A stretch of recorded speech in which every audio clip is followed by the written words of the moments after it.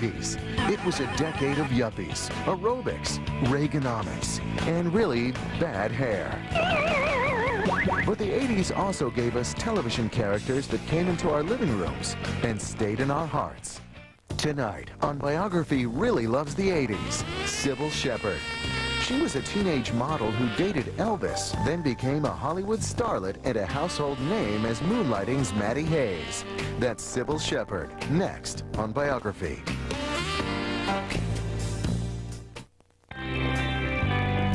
She is the ultimate Hollywood survivor. From cover girl to ingenue, primetime diva to best-selling author, Cybill Shepherd has always played by her own rules and spoken her own mind. She has very clear opinions, and she doesn't hold back, and a lot of people don't like that. If you really care about your work the way Cybill does, and sometimes you have to raise your voice and get adamant about things. Cybill's outspoken spirit is matched by her stunning beauty. She was a supermodel before the term even existed. Guys would drool, people would stammer. She was a phenomenally good-looking woman. Cybill's movie debut in The Last Picture Show proved she was more than just a pretty face. She could hold her own on the silver screen. She was a discovery, and this kind of very fresh presence, and very sexually provocative. But as spectacular as Cybill's rise to fame was, so was her fall. She and director Peter Bogdanovich became the Hollywood couple people love to hate. I don't think we handled success very well. I think there was the appearance of arrogance on both our parts. We were just obnoxious. Everybody, Billy Wilder said, everybody in Hollywood hates Cybill Shepherd and Peter Bogdanovich because they were so gloating. Hollywood's top agents told her she'd never work in this town again. But Cybill proved them wrong. Coming back bigger and better than ever. Nobody else could have been Maddie Hayes in Moonlighting. Cybill Shepherd's whole career has been about proving that she can do it, that she can, deliver the goods. And the fact that she's been able to do it as often as she can, I think is a surprise to very many people. 2003 saw Cybill surprise her critics once again. When NBC's Matt Lauer suggested Cybill should be cast as diva Martha Stewart in an upcoming TV movie, Cybill wasn't insulted. She agreed with Lauer. She saw other, less obvious parallels between the two women. She had to come back and make something of herself, and she's strong, and she stood up for herself, and she never let anybody give her any shit. Eventually, the idea got back to the director, who thought it was a stroke of genius casting. Cybill got the role. My lemon curd tartlet is totally delicious and very pretty, with a dollop of whipped cream and candied violet. Martha, I tried making the lemon tartlets, and they don't turn out right. You have to follow the recipe. Well, I tried the recipe twice, exactly the way you said. There is nothing wrong with my recipe. Obviously, you can't cook. It was a part of a lifetime, and I consider it the crowning moments of my career. Okay, remember, there's a TV special, so smiles all around. Come on, everybody. Loosen up, Mom. Lexi, look like you're having fun. It's Christmas, for God's sake. Cybill had come out on top again. But that's not surprising. She has made a career out of defying expectations, even her own. As a little girl growing up in Memphis, becoming a supermodel turned sexy superstar was the last thing Cybill ever dreamed of. I was definitely a tomboy. I mean, I wanted to wear overalls the rest of my life. And the only way my mother got rid of those was to take them away and burn them. Born the middle child to Patty and Bill Shepherd on February 18th, 1950. Cybill grew up hating dolls and dresses. As a young lady, she preferred to climb trees, ride horses, and play sports instead. Much to her mother's chagrin. Her mother wanted her to, get all dressed up and to fix her hair and put on makeup. I think she thought that was ridiculous. Cybill's obstinance often left her at odds with her mother, Patty, the epitome of a Southern lady. Cybill got along better with her father, considering herself a daddy's girl. She even shared his name. Cybill was a tribute to her grandfather, Cy, and her father, Bill. He loved all of his children, but I think he had a little special place in his heart for her. He really did. He wasn't embarrassed to be seen in the front yard throwing football with me. I learned to throw a football, kick a football. He rode me around on the top of those broad shoulders. From the height of those 6'2" shoulders, he gave me the feeling that I could see the world. Cybill's tomboy days were numbered when she entered high school, a stunning young woman, and discovered a new pastime. No, she loved boys. Absolutely loved boys. She was, you know, very flirtatious and sort of in your face with them a lot, and it seemed to work pretty well for her. In high school, boys competed for Cybill's affections, and her date card was always full. She was with some regularity, I assume, climbing out the bedroom window after everybody was asleep. Unknown to her parents, Cybill would sneak out of her house for late-night rendezvous with a steady stream of boyfriends. That is, until the night her father was up waiting for her when she returned. All 6'2" of my father. I saw him disappearing down the hall, carrying nails and a hammer. I said, "What are you gonna do?" "Nail your window shut." That's what I'm gonna do. I said, "But Daddy, what if there's a fire?" And he said, "That's not the fire I'm worried about putting out." But a hammer and nails could not stop Cybill from experimenting with sex. I was completely unprepared for the pleasure I would experience. Well, Noel Coward says the sex raises its ugly head. I found sex to be wonderful, though. By her own admission, Cybill's openness towards sex would lead her into some reckless behavior later in life. But in high school, the experience was still a new adventure. Cybill graduated high school in 1968 with dreams of attending college and studying art history. But her plans were put on hold when her parents insisted she enter the Memphis Model of the Year contest. And I never wanted to enter it. I was a tomboy. I didn't want to model. I hated modeling. My mother said, "You're supposed to be down at that pageant." I said, "I'm not going to that." She said, "You most certainly are, young lady." Her hair was dirty and she had on no makeup. And someone asked her once again, "Don't you want to be in this?" And she said, "Okay, all right, whatever." They put something on her and she won. As the Memphis Model of the Year, Cybill won a trip to the national finals in New York, broadcast live on CBS. The first prize was $25,000 in professional modeling contracts. Now, starting with Cybill Shepherd from Memphis, Tennessee. There was no doubt, one look at her, she was spectacular, absolutely spectacular. You couldn't take your eyes off her. She's all set for a season under the sun and Ole Cassini's bikini glitter look. And when I spun that open, I actually had the flattest stomach that I would ever have my whole life. It's the most that covers the least. It's the most either way. And when that happened, I thought, well, Cybill just won this contest. The Model of the Year is from Memphis, Tennessee, 18-year-old Cybill Lynn Shepherd.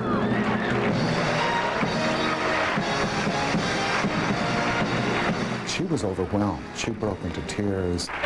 Kind of changes your next year, doesn't it? Yes, it does. What are you going to do with all that money? I don't know. I think I'm going to save it to go to college. I don't know. I have to make it first, I guess. You made it, dear. And 3 days after winning, Cybill was living at the Barbizon Hotel for Women and modeling professionally in New York. Cybill exploded as a model. Soon her face was everywhere. The covers of Vogue, Glamour, and more print ads and clothing catalogs than she could count.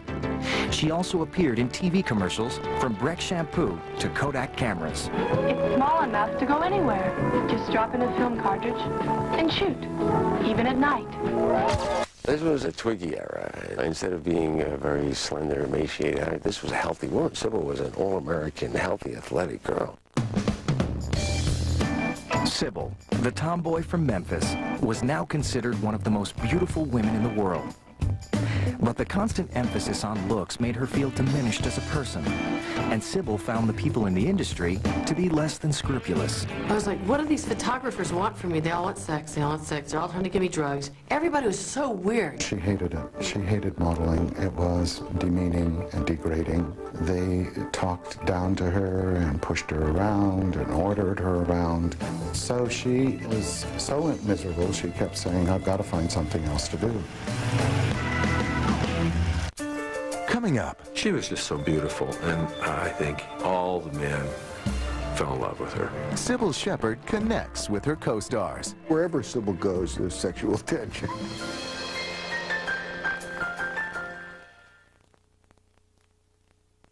Tonight, court cases that push the boundaries of American justice. These are their stories. Never know what a jury is going to do. When a doctor's mercy is mistaken for malice on American Justice. Tonight at 9 on A&E. This program is brought to you in part by Saab.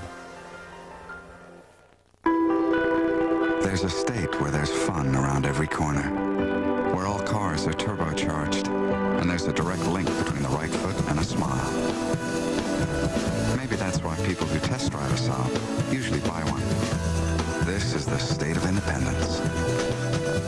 Welcome. During the Saab Sign and Drive event, get a Saab 9.3 linear sports sedan with zero due at lease inception.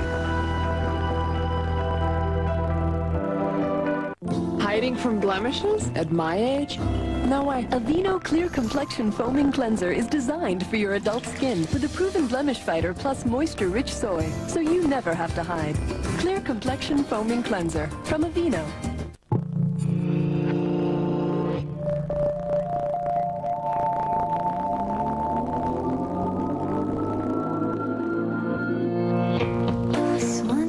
Farmers Auto Insurance. Boy, I hope Roger found enough firewood. Yeah, I want to make s'mores. Hey guys, I gathered the wood and made a fire. Oh yeah, and I built a shelter. Even as a kid, I believed in giving people a little more than they expected. I'm Roger Riney. I started Scottrade to take care of online investors like nobody else. With $7 trades, no inactivity fees, and personal attention at your local office. Click, call, or stop by Scottrade today. Plastic ones last longer.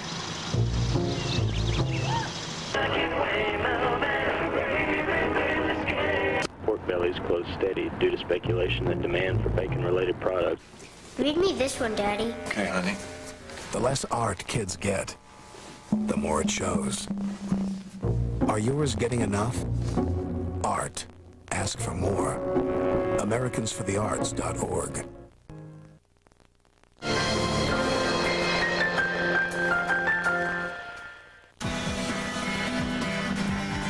20-year-old Cybill Shepherd began the 70s as one of the most sought-after models in fashion. Not surprisingly, her fresh, provocative look had Hollywood agents lining up to cast her. But Cybill wasn't interested in becoming a movie star. I can't say I fell in love with acting. I've been approached by any number of people, including just nasty, horrible men that, when I wanted to interview them, just suddenly sticking their tongue down my throat. Cybill reconsidered after meeting Peter Bogdanovich, a promising new director casting his second film, The Last Picture Show. Bogdanovich was having trouble finding the right actress to play J.C., a sexually provocative small-town heartbreaker. I was in a supermarket buying some toothpicks, which I chewed at the time, and saw this rather attractive woman looking at me from the cover of Glamour magazine. The shirt she was wearing had little I love yous all over it, but the expression on her face belied the sentiment on the shirt. It looked like she was teasing, and that quality of teasing, of not being quite on the level with her affection, was right for the character. In April of 1970, Bogdanovich arranged a meeting with Cybill at the Essex House in New York City. The two felt an immediate chemistry. When we opened the door, it was just instant blow-away time, and he has this great smile. He was really kind. He didn't seem creepy and slimy. He looked gorgeous and fascinating. She had a kind of insouciant nature, and she was sexy. I wasn't worried that she hadn't acted before. I never had any doubt that she could do the part. There was something about her that seemed to be right for the part. Bogdanovich offered the untried Cybill the role. Sensing a great opportunity, Cybill agreed to take it. Production on The Last Picture Show began in October 1970 in Archer City, Texas. It was a very hot set. I mean, I have to tell you that I was so turned on by Jeff Bridges' Timothy Bottoms, Peter Bogdanovich. We were rehearsing these love scenes, and we'd be up in Peter's suite with the two beds, and it was just, I get shivers thinking about it. She was just so beautiful, and I think all the men fell in love with her. Hi, what y'all doing back here in the dark? I said, oh, look, a Breck girl, the girl off the Breck box. You know, there she was, come to life. It's just beautiful. So there's a lot of that sexual energy going around. Wherever Cybill goes, there's sexual tension. It didn't take long before Cybill and Jeff were acting on that sexual tension off-screen as well as on. But Cybill's romantic interest in Bridges quickly faded as she found herself attracted to director Bogdanovich. He treated me as an equal. He was one of the few people in my whole life that ever treated me as an intellectual, as an artistic equal. Peter, too, felt himself drawn to Cybill, but there was a serious hitch. The director was married to the movie's set designer, Polly Platt, with whom he had 2 young children, a fact that Cybill admits she gave little consideration to at the time. I took what I wanted. I didn't care if somebody was married, if I was attracted to him. I didn't care about the cost to them or me. One weekend, while Polly Platt was off the set, Cybill and Peter crossed the line and began an affair. I don't know that either of us thought about it. It just sort of happened. It was like a tornado of emotion. We were falling in love. There was no way to stop it. It caused some uncomfortableness. Everybody was very concerned about Polly's feelings because we loved Polly so much. And I just remember comforting Polly and the children, and it just shattered her life. It was just a lot of pain. In spite of the tension, everyone continued to work together to complete the picture. You want to join the club? Sure. Well, you got to get undressed out there on the diving board. The script for the last picture show called for Cybill to do 2 nude scenes, which, despite concern over her family's reaction, she decided to do anyway. The nude scenes were difficult for both of us, both for Cybill and me, because by the time we got around to doing them, I was crazy about her and I didn't really want to put her through that. It was not something that either of us enjoyed, but we knew it was sort of necessary for the picture. After 2 emotionally exhausting months, shooting in Texas finally wrapped. The cast dispersed, Cybill returning to New York and Peter to Los Angeles. I think we both said that whatever was going on was just going to happen during the movie, and when the movie was over, you know, we would part company, but it didn't happen that way. Soon after returning to L.A., Bogdanovich made the difficult decision to leave his wife and 2 children, asking Cybill to move in with him. She agreed, leaving the New York modeling world behind to move to California. Why don't we tell everybody? The whole class knows. I just want to cry. I think you're the meanest boy I ever saw. My mother was dead right about you. The Last Picture Show debuted in 1971 to rave reviews. Cybill's screen debut generated a Hollywood buzz seldom seen for such a relative unknown. She was awfully good in the part. I mean, she really understood it, caught what the character was like, found the character in herself. I wish I could go to the pool hall. I've always wanted to. It's terrible things girls aren't allowed to do. There was a sense with Cybill Shepherd in The Last Picture Show that she was a discovery, and this kind of very fresh presence and very sexually provocative. Next, Cybill Shepherd and Peter Bogdanovich flaunt their relationship. We were the first single couple to ever be on the cover of People magazine. We were just obnoxious.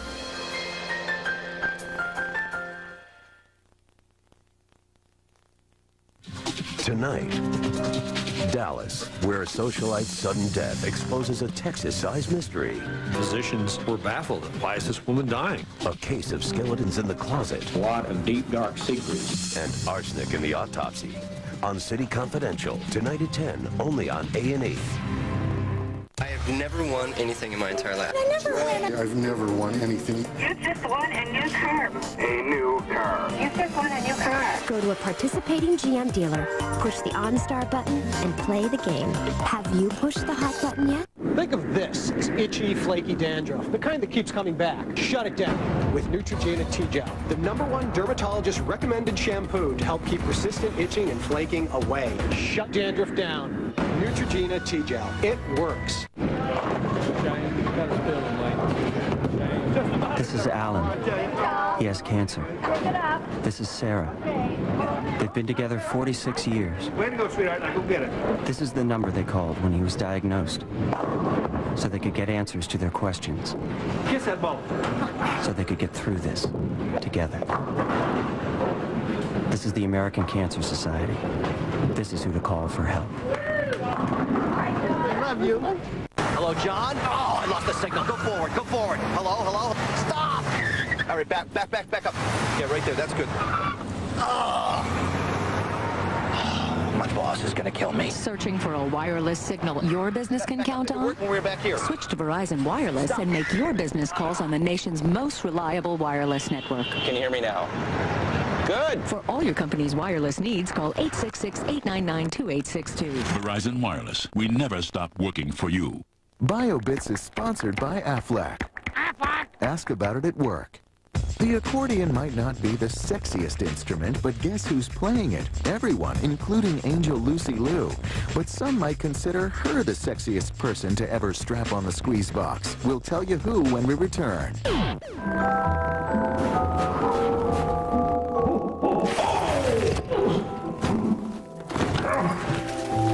And I don't even have that insurance. What insurance, Santa? One that pays you cash if you're hurt and can't work. Huh?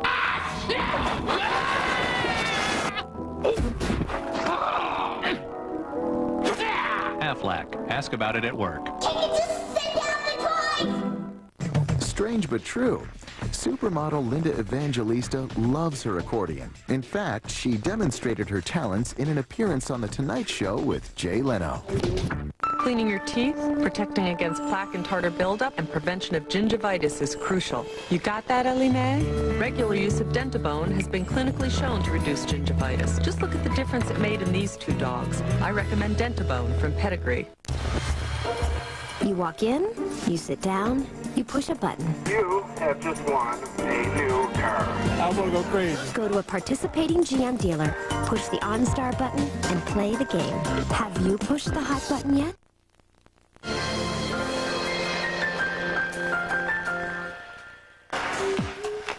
With her debut in The Last Picture Show, 21-year-old Cybill Shepherd made a seamless transition from supermodel to Hollywood ingenue.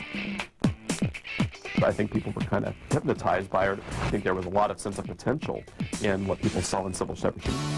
Her newfound cachet led to a starring role in 1972's The Heartbreak Kid, playing Kelly, another sexy, aloof, and dangerous blonde.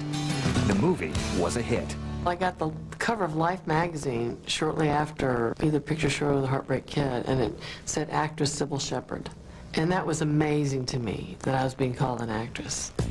Cybill shared her new life in Hollywood with director Peter Bogdanovich, who first cast her in picture shows. Each night they watched a different movie, Peter teaching Cybill everything he knew about film. We had a joke because people called us me Svengali and her Trilby, you know. We didn't think of it that way. I learned a lot from her. She learned from me. We were in love.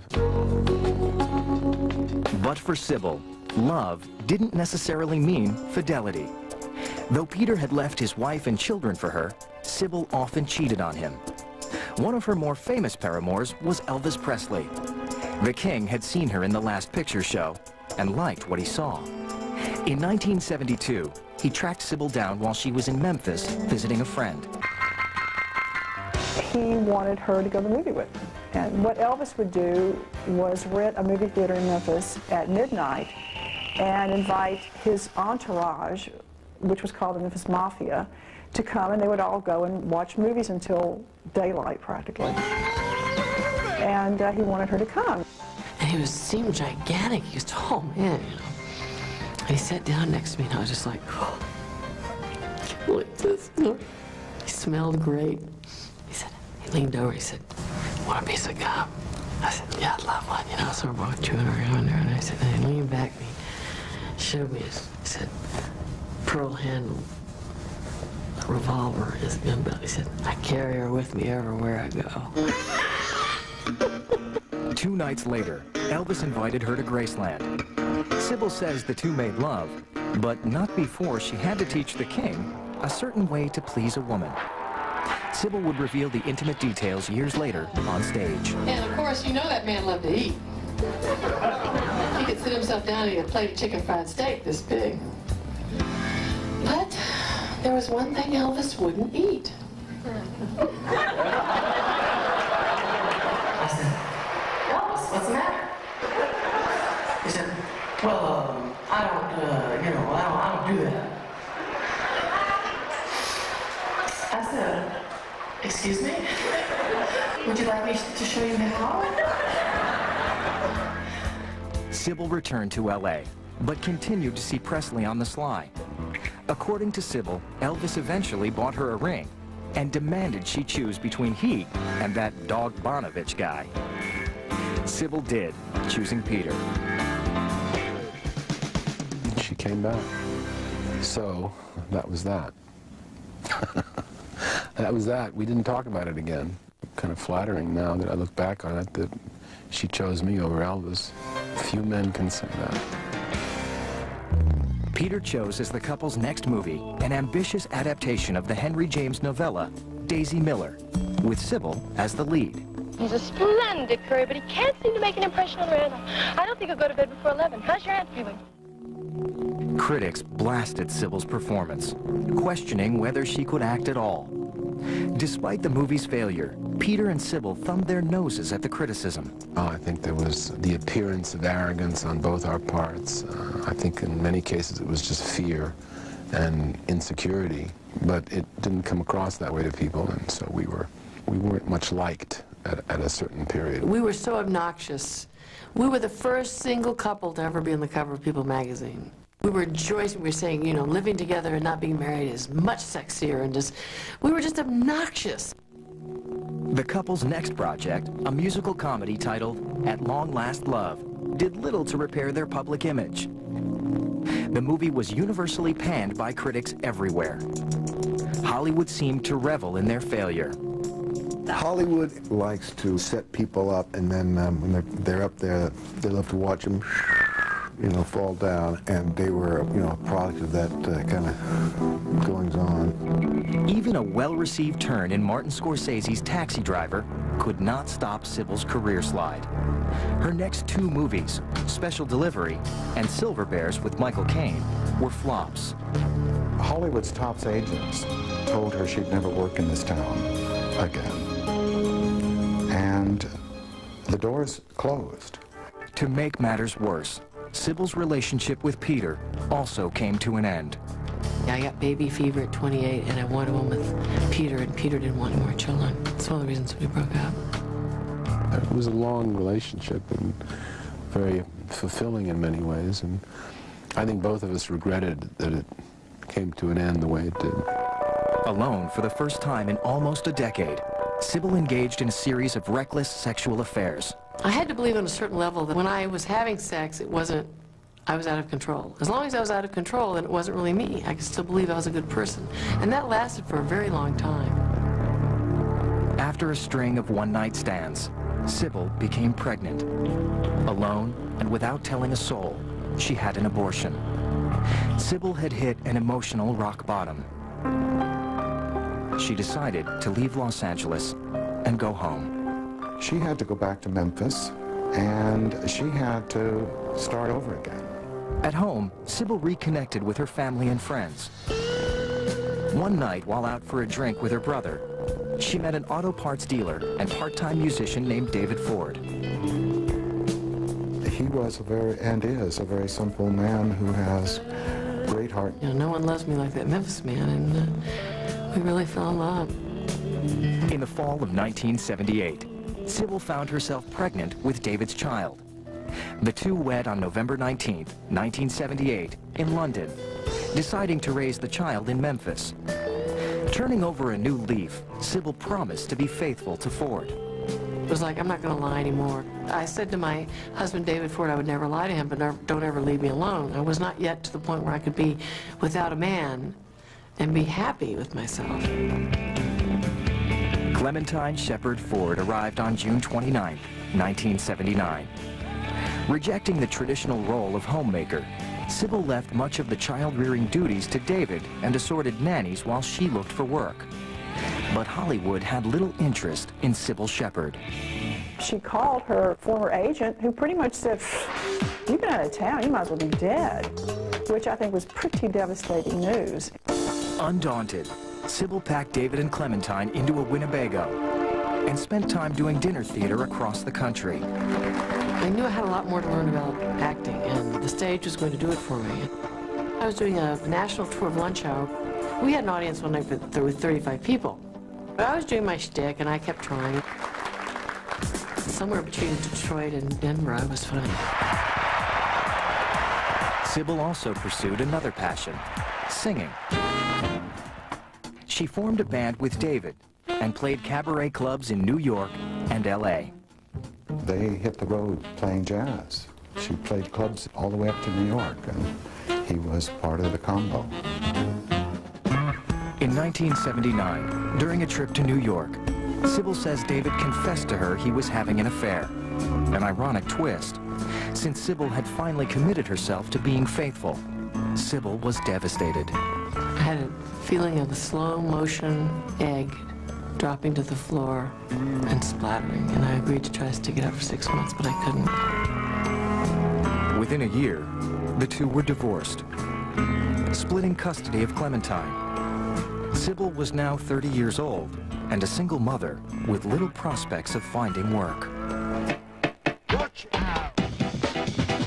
I don't think she ever thought her career was over. She just said it's another phase. After the break. Fine. Good. Good. Bitch. Bastard. Cybill Shepard returns to the top and becomes a tabloid target. There's been so much press about me being so horrible and that I'm this monster. And I'm not.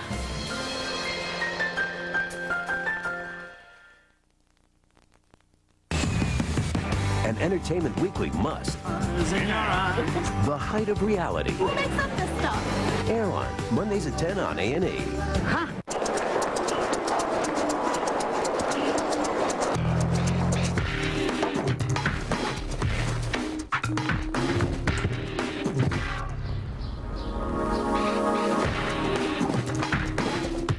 Time.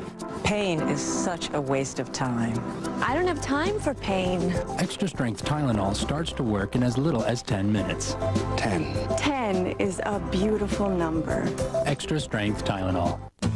It's just routine auto service. Does it make a difference which brand of parts are used? Does it matter who installs them? We think so. That's why we offer The Works. For just $34.95 or less, you'll get an expert inspection by a factory-trained technician, oil and filter change, tire rotation, and more. Genuine Ford and Lincoln Mercury parts and service, only at your dealership. Genuine parts, genuine service, genuine peace of mind. Hey, let's check on the guys. Good idea. Hot mamas to deadbeats. Hello, hot mamas. Where are you guys? We're at the Tower of Terror even as we speak. Ooh, sounds scary. Oh, something's about to happen. Gotta go. Oh, no.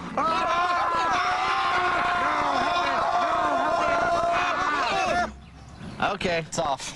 You're up, Bob. Okay. This year, plan a gathering with your good friends. Golfing. To get started, visit DisneyWorld.com. If I said feline. Bacon! Cats? Bacon! Kitty, kitty, kitty? Bacon, bacon, bacon! Bacon strips? It's bacon! No, it's bacon strips brand. Dogs don't know it's not bacon. Paolo, acqua da venire, corri, corri.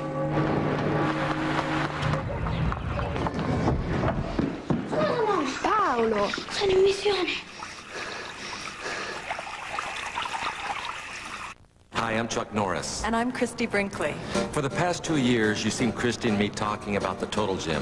The one piece of equipment that replaces an entire gym full of equipment. And yet you can fold it up and slide it under a bed. It's the fastest and most effective way I've ever seen to get into shape and stay in shape. 6 to 8 minutes a day is all it takes to get into the best shape of your life. And unlike other workouts, it's not boring or exhausting. It's fun and invigorating. You stretch and get your strength training and aerobic workout all at the same time. You end your workout feeling loose and stronger. We want to send you this videotape absolutely free. Call now to take advantage of our free shipping and handling offer, or to get your free information kit. With the Total Gym, you'll be able to choose from over 80 health club exercises. Every Total Gym comes with our 60-day money-back guarantee. Please call 1-800-516-8775 to receive your free information kit, or to take advantage of our free shipping and handling offer. That's 1-800-516-8775. Friday. Tear open a letter. You'll find intimate secrets. The United States is determined that this threat be removed. Letters know no boundaries. On an all-new Between the Lines Personal and Confidential. Friday at 10 on A&E.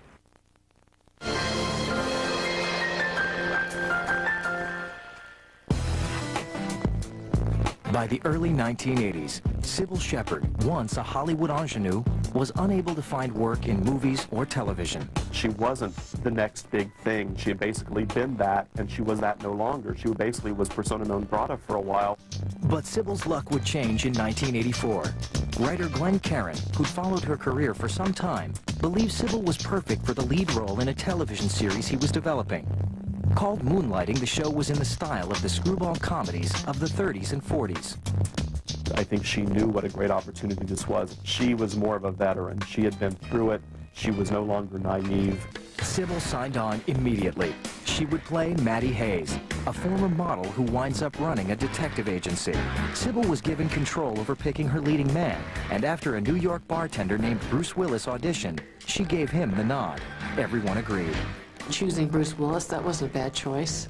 I consider that one of the great accomplishments of my career, was picking him out. Willis played David Addison, the cocky detective who runs the agency with Cybill. The series debuted on ABC in March of 1985. Listen, bub, knock that high school locker room grin off your face or I'll knock it off for you. I'm not Miss March, Miss May, or Miss anything else. For your information, I am Ms. Madeline Hayes, and I own this dump. Moonlighting was a blockbuster hit. Cybill Shepherd, former supermodel and movie starlet, had come back as a television star with a twist.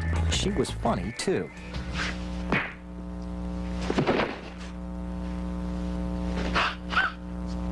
That's how you throw a real punch.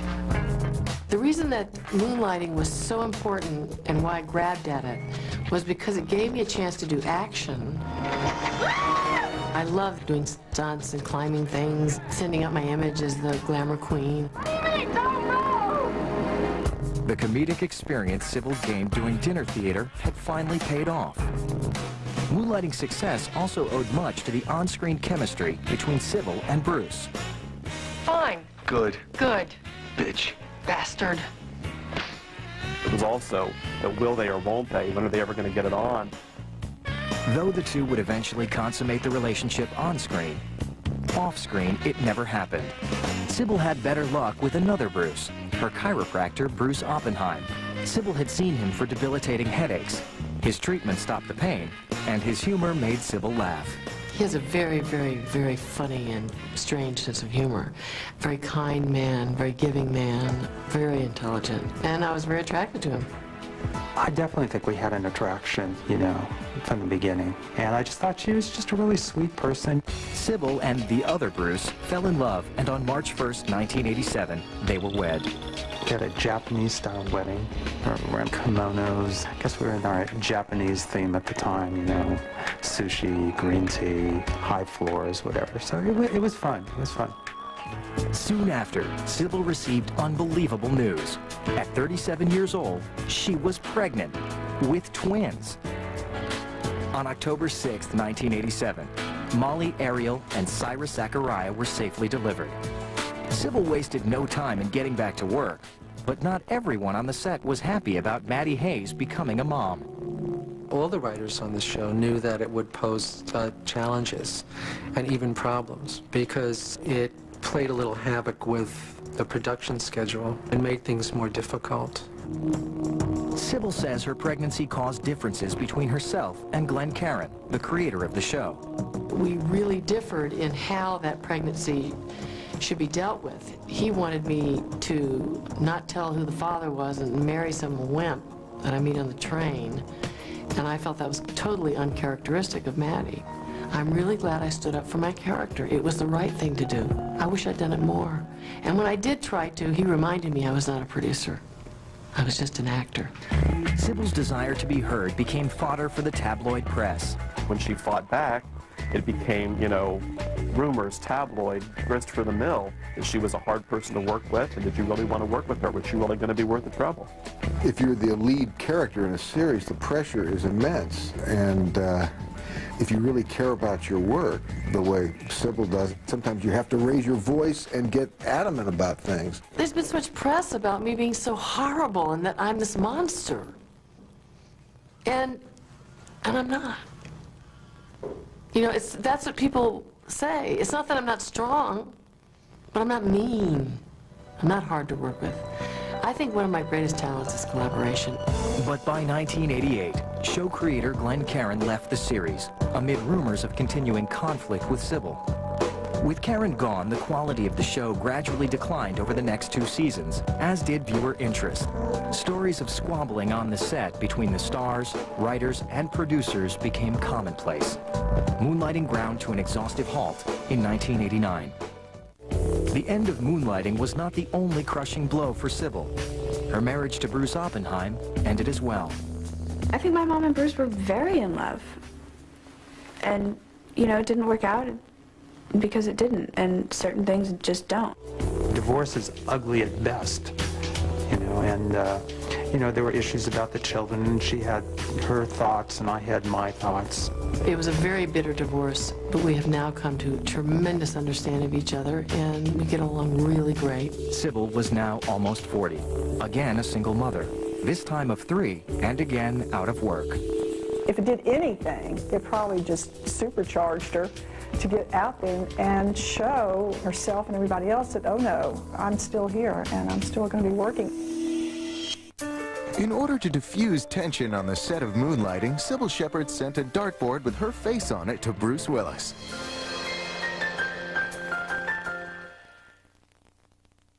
Tonight, his appearance on the dating game didn't win him a bachelorette, but for this business school dropout, it opened the door to Hollywood. It was so hard to get treated seriously as an actor. It was a bit of a setback. Tom Selleck, only on Biography, the Emmy Award-winning series.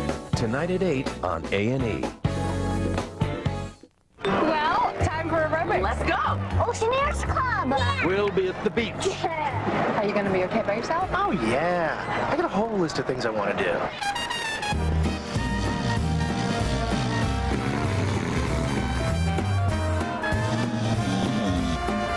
With a Disney cruise, they can do the things they want to do. And you can do the things you want to do. Disney Cruise Line. Come discover uncharted magic. Love to get back your hair's fullness and strength? New from Pantene, introducing Full and Thick. Created for millions of women with thinning hair, the amplifying Pantene Pro Vitamin formula penetrates deep into every strand. Hair looks 35% thicker and feels stronger, guaranteed. Now you're back to looking full and thick again. New Pantene Full and Thick. That's the beauty of health. Before you take Prilosec OTC for heartburn, there's something you should know. You have to keep taking it for 14 days, heartburn or not. I'd rather take one Pepsid, just when I need it. Pepsid Complete starts controlling acid in seconds. Or there's new maximum strength Pepsid AC. It has double the strength of original Pepsid AC. Both last all day or all night. 1. Now, that's a number I can live with. Pepsid, just 1, and heartburn's done. Pontiac's hot. You walk in, you sit down, you push a button. You have just won a new car. I want to go crazy. 1,000 cars and trucks, 1,000 winners nationwide, one hot button. It's the widest selection of cars and trucks on the planet. For a chance to win, go to a participating GM dealer, push the OnStar button, and play the game. Have you pushed the hot button yet? When it's time to clean the toilet, I want something that's easy, effective, and leaves the toilet sparkling clean all the time. Lysol listened. Introducing a revolution in toilet bowl cleaning. New Lysol Ready Brush for outstanding cleaning results anytime you need it. The new Lysol Ready Brush Starter Kit with a Lysol Ready Brush, foaming aerosol refill can, and convenient storage caddy brings the cleaning power of the Lysol brand to your bathroom. So easy to assemble. Here's how it works. Just push the button and squeeze the trigger. Lysol Ready Brush dispenses the cleaner at the brush head, right where you need it the most. Its thick, foamy formula clings to the bowl for deep, effective cleaning every time you brush, leaving your toilet bowl sparkling clean with a fresh scent. Now that's what I needed. Thanks for listening, Lysol. The new Lysol Ready Brush, offering cleaning and brushing all in one integrated system. So get ready, get set, brush. Don't pass up this chance to save $3 on the revolutionary advance in toilet bowl cleaning technology from America's leading toilet bowl cleaner. Get your coupon today. Call or log on now.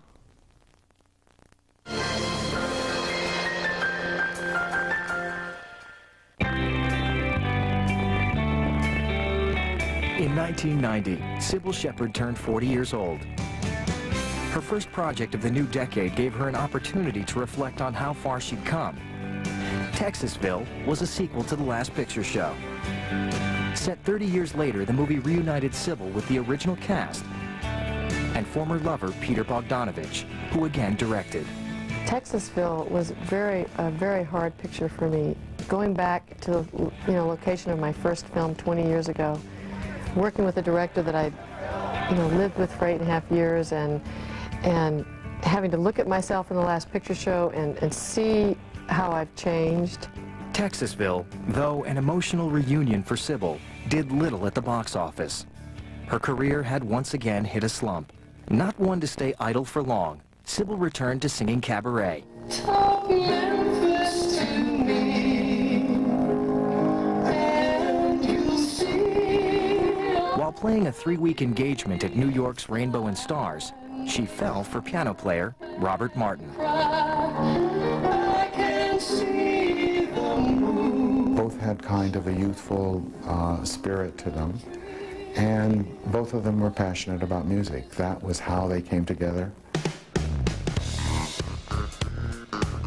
Cybill soon found a new job to match her new love. In 1994, former moonlighting producer Jay Daniels approached her about creating a new sitcom based on Cybill herself, appropriately called Cybill. I felt it was a shot, once-in-a-lifetime shot, and it had to be great, it had to be different, and we had to break the rules, The show would chronicle the life of actress Cybill Sheridan, an exaggerated version of Cybill, though not as successful. Hey, Sib. Hi, Jeff. Jeff! Like looking in a mirror, huh? This time around, Cybill would have creative control as an executive producer. Her first decision was to give her character a best friend. The part of Mary Ann Thorpe went to Christine Baranski, a Tony Award-winning stage actress from New York. Well, one of the great things about Cybill is it became a great female buddy comedy, almost of, Lucy Ethel kind of proportions. I wanted to have somebody be glamorous, and so that I could be the heart of the show and come into people's living rooms with them loving me as a woman and taking the pies in the face and eating like a slob. Cybill debuted on CBS in 1995, getting dream reviews and quickly becoming one of the network's highest-rated programs among women viewers. There were, episodes that dealt with things like menopause and dealing with getting roles and the double standards against women of a certain age, getting taken seriously in Hollywood. She really got to touch on some subjects that were really close to her heart. Cybill's first season garnered both Cybill and Christine Baranski Emmy nominations. When Baranski won and Cybill did not, stories surfaced about Cybill being jealous of her co-star. I think that Cybill may have wanted the show to be more of a star vehicle for her, even more than it was. Christine emerged from that show, basically. People knew about her before, but that really put her on the map. Two leading ladies. It's just, there's gonna be friction. I love her. I thought she was brilliant in it, you know. I was constantly asking for, you know, better lines for Marianne here, because I'm only as good as the person opposite me. And she was brilliant. You don't need ad-lib. You don't need to take that out every time. You want that out? But Cybill's relationship with her writers and producers was also rumored to be fractious. I think that she's pretty adamant about the things she believes in. When it became intractable between her and a producer or a head writer or something like that, it was fairly uncomfortable.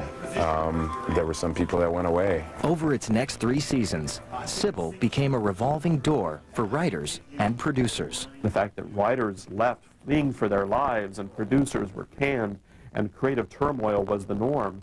Sometimes it produced great work, sometimes it produced a shambles, and so Cybill became more uneven as things went on.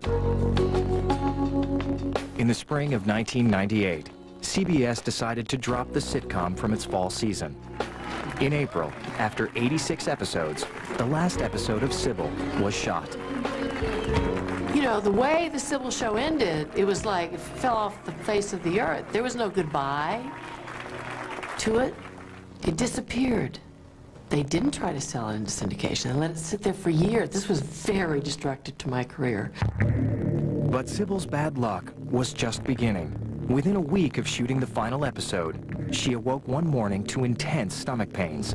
Cybill was rushed to the hospital, where emergency surgery revealed she had a twisted intestine. I almost died of something they call volvulus, a double twist in the small intestine. And I came this close to dying, but they cut me open just in time. I think that really shook her. And I think as it shook us all, because I think we didn't realize how much of a force she actually was in our lives until then.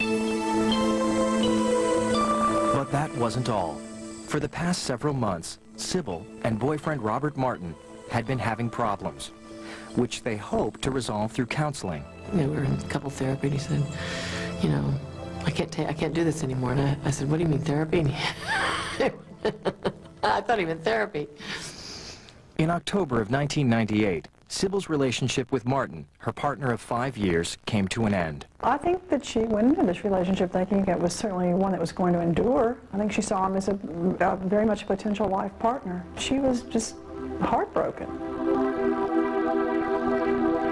The dramatic events of 1998 would take their toll on Cybill. The unexpectedness of it, the suddenness of it, the accumulation of 3 traumas right in a row, those 3 pretty much knocked the props out of from under her for a while. I had a 6-month, very bad 6-month period of not leaving my house and then gradually, you know, kind of coming back to life.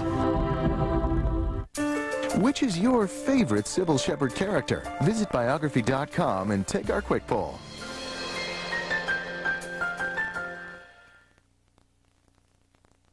Biography, brought to you in part by Tylenol. Time. Time. Pain is such a waste of time. I don't have time for pain. Extra strength Tylenol starts to work in as little as 10 minutes. 10. 10 is a beautiful number. Extra strength Tylenol. Chris Evert, winner of 6 U.S. Opens. Her game has always been strong. And as a mother of 3, she needs to stay strong. I take Citracal to help prevent bone loss. Citracal, the power to help prevent bone loss. This looks great. Thanks, but I might take some. Honey? Let me get some more of that for you. I'll be right back.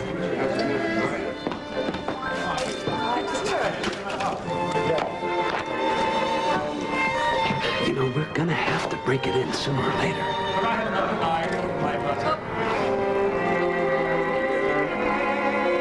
And you already provide a really fast internet connection to over 5 million people. Is it crazy to keep trying to make it faster? Say, twice as fast. Is it crazy to work 24 hours a day tweaking and refining a 100% pure broadband network to make it better? Is it crazy to do all this because people like you ask for an easier, faster, more reliable internet? Nope. That's not crazy. That's progress. You said you wanted fast, so Comcast high-speed internet is now double the speed.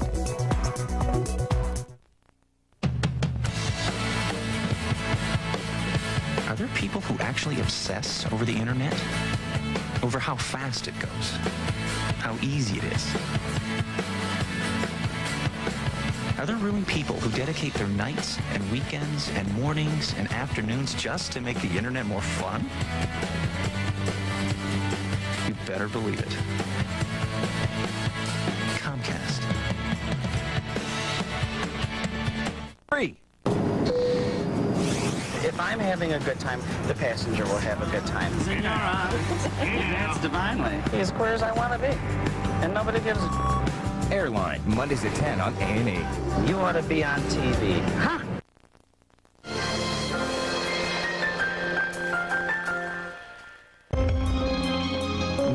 '98 saw Cybill Shepherd lose her sitcom, her boyfriend of 5 years, and almost die from an intestinal illness. Depressed, she found solace in therapy. Therapy helps you. You know, I went through the baggage. What really wasn't mine? What's really mine? It's ugly. You know, it's like looking in the mirror with all your clothes off and looking at all the ugly things. Cybill's self-examination inspired her to write about her life. In 2000, at age 50, she published her autobiography, appropriately titled Cybill Disobedience.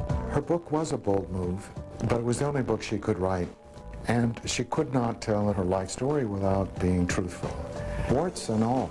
Most of my journaling was so self-involved. In the book, Cybill was unflinchingly candid about the many mistakes she's made. Writing that book was one of the hardest things in the world, having to look in that mirror and really tell the truth. Talking about sex had so much to do with how I conducted my life and how I screwed up my life and how I hurt myself and hurt other people.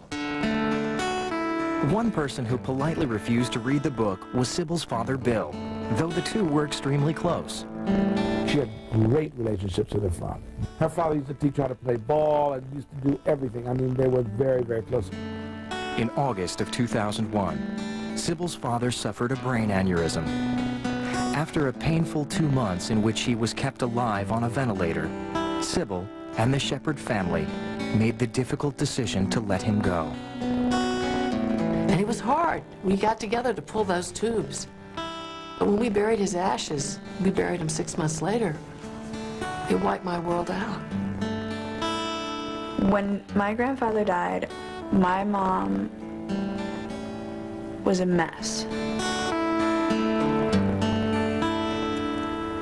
To be honest, Ariel and Zach and I were scared for her because it affected her so deeply.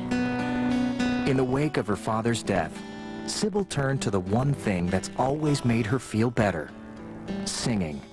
Why does the river mean so much, flowing to the sea?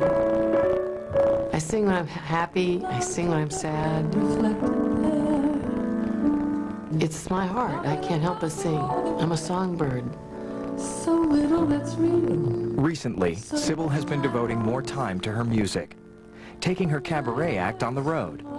She's performed everywhere from New York to London to Australia. All I need is the mighty Mississippi and you. All I want is to go back to the home of the blues. This has been a lifelong dream for her. She's always wanted to sing, and she loves it. And it's great to see someone really fulfilling a dream. And with Cybill's 2003 portrayal of Martha Stewart in Martha, Inc., her television career is again on track.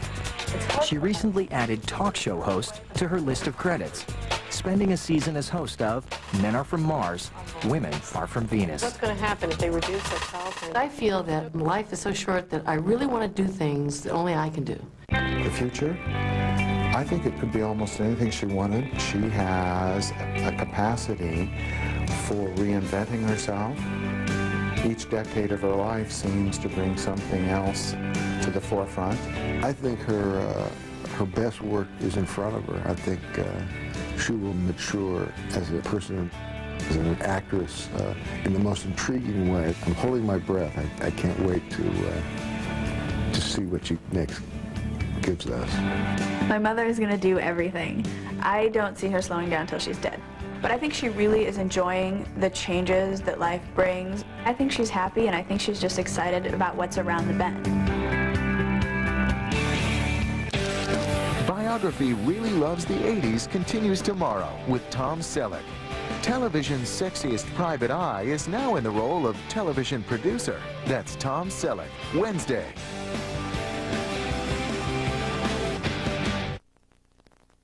Next on Cold Case Files, the trail of an East Coast killer leads to a rapist in Colorado. But how do you prove they're the same man? If we could solve their rape case, we'd solve our homicide.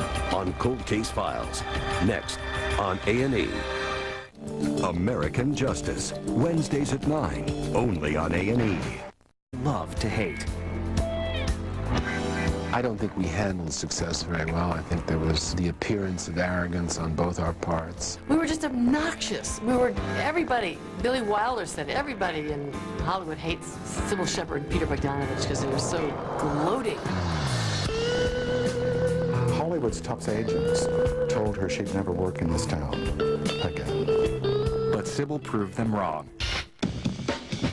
Coming back bigger and better than ever. Nobody else could have been Maddie Hayes in Moonlighting. Cybill Shepherd's whole career has been about proving that she can do it, that she can, deliver the goods. And the fact that she's been able to do it as often as she can, I think is a surprise to very many people. 2003 saw Cybill surprise her critics once again. When NBC's Matt Lauer suggested Cybill should be cast as diva Martha Stewart in an upcoming TV movie, Cybill wasn't insulted. She agreed with Lauer. She saw other, less obvious parallels between the two women. She had to come back and make something of herself, and she's strong, and she stood up for herself, and she never let anybody give her any shit. Eventually, the idea got back to the director, who thought it was a stroke of genius casting. Cybill got the role. My lemon curd tartlet is totally delicious and very pretty with a dollop of whipped cream and candied violet. Martha, I tried making the lemon tartlets and they don't turn out right. You have to follow the recipe. Well, I tried the recipe twice, exactly the way you said. There is nothing wrong with my recipe. Obviously, you can't. 80s. It was a decade of yuppies, aerobics, Reaganomics, and really bad hair. But the 80s also gave us television characters that came into our living rooms and stayed in our hearts. Tonight on Biography Really Loves the 80s, Cybill Shepherd. She was a teenage model who dated Elvis, then became a Hollywood starlet and a household name as Moonlighting's Maddie Hayes. That's Cybill Shepherd, next on Biography.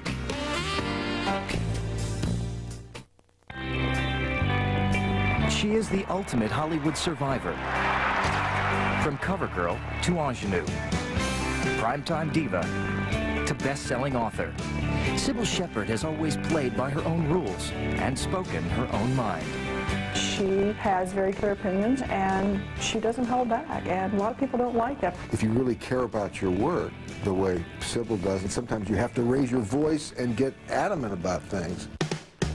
Cybill's outspoken spirit is matched by her stunning beauty. She was a supermodel before the term even existed. Guys would drool, people would stammer. She was a phenomenally good-looking woman. Cybill's movie debut in The Last Picture Show proved she was more than just a pretty face. She could hold her own on the silver screen. She was a discovery, and this kind of very fresh presence, and very sexually provocative. But as spectacular as Cybill's rise to fame was, so was her fall. She and director Peter Bogdanovich became the Hollywood couple people can't cook. It was a part of a lifetime, and I consider it the crowning moments of my career. Okay, remember there's a TV special, so smiles all around. Come on, everybody. Loosen up, Mom. Lexi, look like you're having fun. It's Christmas, for God's sake. Cybill had come out on top again. But that's not surprising. She has made a career out of defying expectations, even her own. As a little girl growing up in Memphis, becoming a supermodel turned sexy superstar was the last thing Cybill ever dreamed of. I was definitely a tomboy. I mean, I wanted to wear overalls the rest of my life. And the only way my mother got rid of those was to take them away and burn them. Born the middle child to Patty and Bill Shepard on February 18, 1950, Cybill grew up hating dolls and dresses. As a young lady, she preferred to climb trees, ride horses, and play sports instead, much to her mother's chagrin. Her mother wanted her to, you know, get all dressed up and to fix her hair and put on makeup. I think she thought that was ridiculous. Cybill's obstinance often left her at odds with her mother Patty, the epitome of a Southern lady. Cybill got along better with her father, considering herself a daddy's girl. She even shared his name. Cybill was a tribute to her grandfather Cy and her father Bill. He loved all of his children, but I think he had a little special place in his heart for her. He really did. He wasn't embarrassed to be seen in the front yard throwing football with me. I learned to throw a football, kick a football. He rode me around on the top of those broad shoulders. From the height of those 6'2" shoulders, he gave me the feeling that I could see the world. Cybill's tomboy days were numbered when she entered high school a stunning young woman and discovered a new pastime. No, she loved boys. Absolutely loved boys. She was, you know, very flirtatious and sort of in your face with them a lot, and it seemed to work pretty well for her. In high school, boys competed for Cybill's affections, and her date card was always full. She was with some regularity, I assume, climbing out the bedroom window after everybody was asleep. Unknown to her parents, Cybill would sneak out of her house for late-night rendezvous with a steady stream of boyfriends. That is, until the night her father was up waiting for her when she returned. All 6'2" of my father. I saw him disappearing down the hall, carrying nails and a hammer. I said, "What are you gonna do?" "Nail your window shut." That's what I'm gonna do. I said, "But Daddy, what if there's a fire?" And he said, "That's not the fire I'm worried about putting out." But a hammer and nails could not stop Cybill from experimenting with sex. I was completely unprepared for the pleasure I would experience. Well, Noel Coward says the sex raises its ugly head. I found sex to be wonderful, though. By her own admission, Cybill's openness towards sex would lead her into some reckless behavior later in life. But in high school, the experience was still a new adventure. Cybill graduated high school in 1968 with dreams of attending college and studying art history. But her plans were put on hold when her parents insisted she enter the Memphis Model of the Year contest. And I never wanted to enter it. I was a tomboy. I didn't want to model. I hated modeling. My mother said, "You're supposed to be down at that pageant." I said, "I'm not going to that." She said, "You most certainly are, young lady." Her hair was dirty and she had on no makeup. And someone asked her once again, "Don't you want to be in this?" And she said, "Okay, all right, whatever." They put something on her and she won. As the Memphis Model of the Year, Cybill won a trip to the national finals in New York, broadcast live on CBS. The first prize was $25,000 in professional modeling contracts. Now, starting with Cybill Shepard from Memphis, Tennessee. There was no doubt, one look at her, she was spectacular, absolutely spectacular. You couldn't take your eyes off her. She's all set for a season under the sun in Ole Cassini's bikini glitter look. And when I spun that open, I actually had the flattest stomach that I've ever had my whole life. It's the most that covers the least. It's the most either way. And when that happened, I thought, well, Cybill just won this contest. The Model of the Year is from Memphis, Tennessee, 18-year-old Cybill Lynn Shepard.